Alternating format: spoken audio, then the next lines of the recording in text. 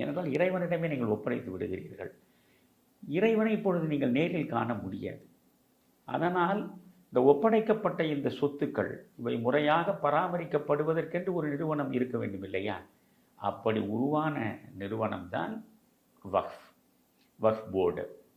இது நீங்கள் வெள்ளைக்காரர்களுடைய ஆட்சி காலத்திலேயே இந்த வக்ஃப் போர்டு என்கின்ற ஒன்று தேவையில்லை என்று இதை எதிர்த்து ஒரு வழக்கு நடத்தப்பட்டிருக்கிறது. பிரிவி கவுன்சிலுக்கும் இந்த வழக்கு சென்றிருக்கிறது.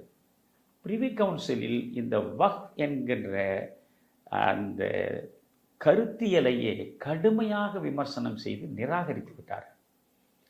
ஆனாலும் கூட இந்தியாவில் வெள்ளையர்கள் ஆளுகிற நேரத்தில் இஸ்லாமிய பெருமக்களுடைய நம்பிக்கையை நாம் இழந்துவிடக்கூடாது என்பதற்காக அவர்கள் 1913 வக்ஃப் போர்டு உருவாக்க அனுமதிக்கிறார்கள்.